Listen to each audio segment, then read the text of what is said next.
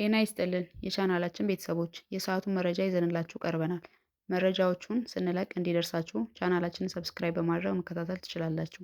ወደ ቀዳሚው መረጃ ስናቀና የአሜሪካ ፕሬዝዳንት በኢራን ላይ ጦርነት እንደሚጀምር ትዕዛዝ ሊሰጡ እንደሆነ ተሰምቷል። ዶናልድ ትራምፕ ከሲአይኤ፣ ከደህንነት ባለስልጣን፣ ከመከላከያ ኃይል ጋር ስብሰባ አድርጎ እንደነበር ተዘግቧል። ኢራን ላይ በቀጣይ ስለሚወስዱት እርምጃ ተወያይተዋል። እስራኤልም የእግረኛ ሰራዊት ይዛ ወደ ኢራን በመግባት በኢራን የሚገኘውን የበለጸገ ዩራኒየም ይዛ የመውጣት እቅድ ለአሜሪካ ብታቀርብም በአሜሪካኖች ዘንድ ግን አደገኛ እቅድ በማለት አጣጥለውታል።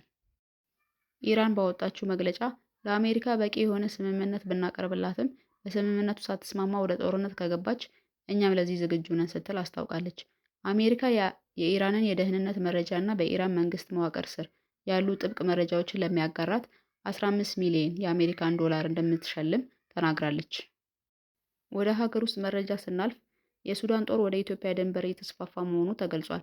የሱዳን መንግስት በኢትዮጵያ ድንበር ፈጸመ በተባለው ጥቃት 2 የሱዳን ፈጥኖ ደራሽ ካምፖች ከጥቅም ውጭ ማድረጋቸውን አሳውቀዋል።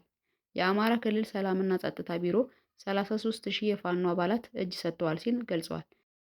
አድማጭ ተመልካቾቻችን ለሰዓቱ ልታደምጣቸው ያዘጋጀንላችሁ መረጃ ይህንን ይመስል ነበር። በሌላ መረጃ ተመልሰን እስክንገናኝ ቸር ቆዩ።